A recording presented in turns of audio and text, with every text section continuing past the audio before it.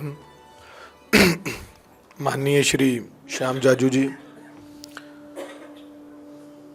माननीय श्री डॉक्टर आदिश सिंह अग्रवाला जी, श्रीमती योगिता सिंह जी, डॉक्टर दिव्या जी, भाई हमारे एमएलए हैं जो हमारे भाई नील धवन जी और डॉक्टर जयसिम जी। मुझे न्योता मिला कल रात को कि एक बहुत ही पावन अवसर है और आपने उसमें आना है, लेकिन मुझे ये नहीं बताया गया कि आपने कुछ शब्द बोलने हैं, लेकिन आपने मेरे को मौका दिया। आपका बहुत बहुत धन्यवाद। बचपन की एक बात सुनाऊंगा क्योंकि ये माँ को समर्पित है, तो मैं माँ के ऊपर ही बात करूंगा। यूनिवर्सिटी में मैं छुट्टियां मनाने घर आता था, अमृतसर पढ़ता था, गुरु नानक देव यूनिवर्सिटी। तो मेरी भाभी अपनी बेटी के बाल बना रही थी। जब वो बाल बना रही थी तो साथ साथ उससे पूछती जा रही थी, बेटे आज स्कूल में क्या किया, मम्मा ये किया, फिर बाल, बेटा ये किया, हाँ मम्मा उसने ऐसा किया, बेटे ऐसे नहीं करना वैसे करना, वैसे नहीं करना ऐसे करना। तो कवि मन है मेरा, तो मुझे ऐसा लगा कि ये माँ सर पर कंघी नहीं लगा रही बेटी के, ये कंघी एक कलम है और बाल उसके पेज हैं, और वो जिंदगी के तजर्बों को, जिंदगी की बातों को और न जाने कैसी कैसी शिक्षाएं दे रही अपनी बेटी को। माँ ये है। तो मैंने वो 4 लाइनें लिखी, उसके बाद वो पोएम भी कंप्लीट नहीं हुई। वो ये थी कि जब संवारती हैं माएँ बाल बेटियों के तो संवारती हैं और भी बहुत कुछ। जब संवारती हैं माएँ बाल बेटियों के तो संवारती हैं और भी बहुत कुछ। इन्हीं से बुनकर निकलते हैं व्याकरण के कुछ शब्द, इन्हीं से पनपते हैं उनके संस्कार, तभी तो बालों में बांधकर बेटियां रखती हैं पूरा परिवार। और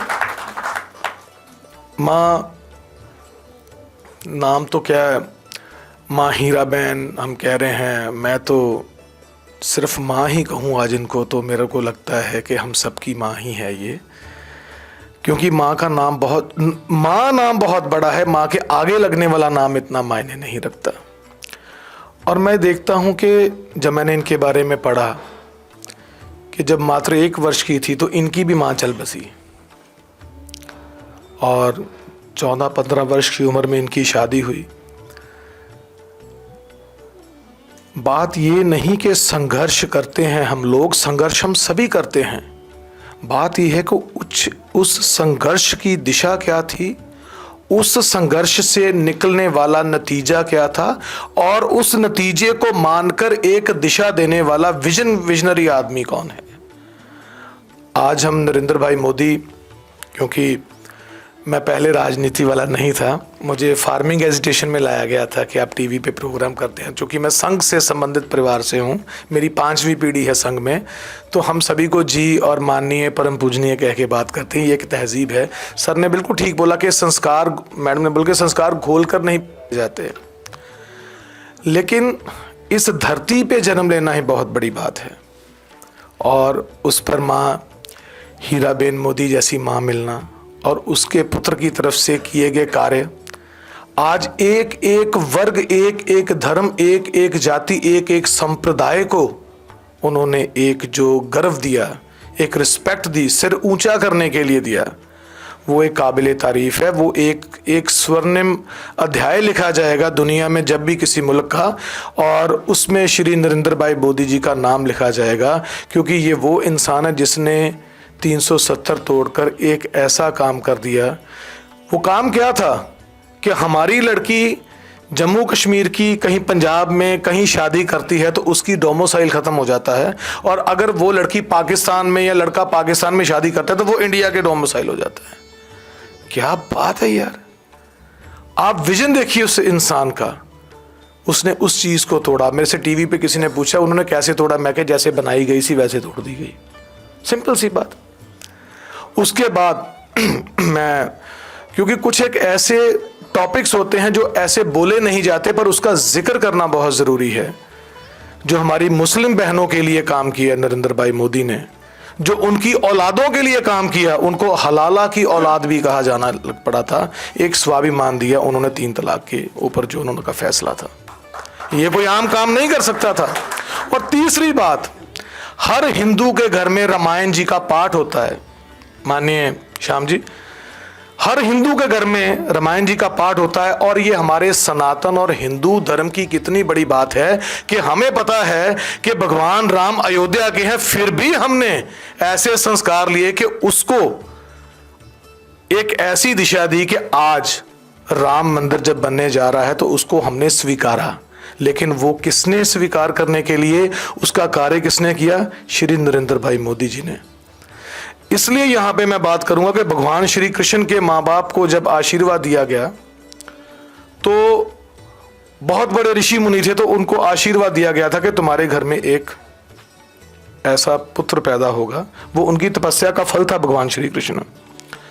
आज एक ध्यान से सोचिए, हम टीवी पे बैठे होते, दूसरे मैं 1-2 लाइनों में ही खत्म कर दूंगा बिकॉज सभी ने जाना है। तो टीवी पे हम माने जादू जी जब बैठे होते हैं ना, तो दूसरे प्रवक्ता पार्टियों के भी हमारे साथ बात करते होते हैं। एक शेर है कि कातिल का वादा है बिस्मिल को मिटा देंगे, बिस्मिल का तकाजा है कातिल से दुआ लेंगे। तो श्री नरेंद्र भाई मोदी जी के बारे में उन्होंने बोला और वो बात मेरे दिल पे लग गई।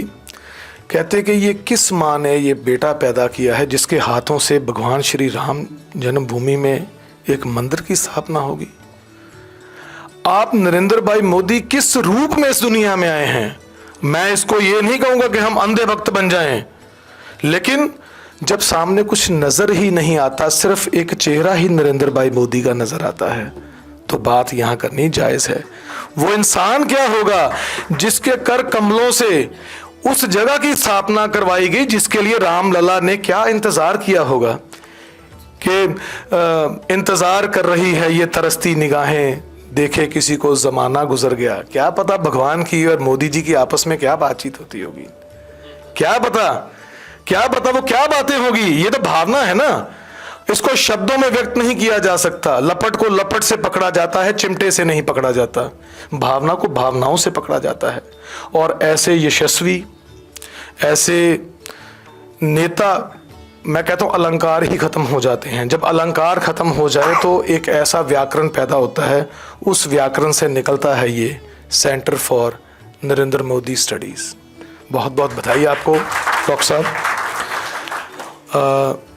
आज इस मौके पे मैं यही कहूँगा कि जितनी भी यहाँ बहनें बैठी हैं, जितनी भी मेरी माएँ बैठी हैं, मेरी बेटियाँ बैठी हैं, उन सभी से एक ही निवेदन है कि नरेंद्र भाई मोदी जी को उनकी माँ ने मुख्यमंत्री बनते हुए एक लाइन बोली थी। उसका मेरे को वो गुजराती में तो नहीं याद, लेकिन हिंदी में तर्जुमा है उसका कि बेटा ज़िंदगी में कभी रिश्वत ना लेना। तो ये एक संस्कार दिया। और आज हमें इस बात का गर्व है कि जिस मुल्क में हम जी रहे हैं, दुख इस बात का है कि नरेंद्र भाई मोदी 2014 में प्रधानमंत्री बने। कहीं ये 15, 20, 25, 30 साल बैठे तो आज हम डेवलपिंग कंट्री ना होते बल्कि एक डेवलप कंट्री होते। आप सबका बहुत बहुत धन्यवाद। आपका मंगल हो। आपको बहुत बहुत साधुवाद। माँ भारती की आप ऐसे ही सेवा करते रहें। माँ भारती आपको यशस्वी बनाए। और जितने भी यहाँ लोग बैठे हैं, मैं उन सभी के चरणों में प्रणाम करते हुए निवेदन करूँगा कि माँ भारती के कल्याण के लिए हम अपनी राष्ट्र के लिए अपनी भावनाओं से इस मुल्क की सेवा करें, ताकि हमारा जो भारत है वो विश्व गुरु बने। विश्व गुरु बनने के लिए अग्रणी तो हैं हम लोग, लेकिन बनकर एक डेवलपिंग नहीं बल्कि डेवलप कंट्री बने। वंदे मातरम।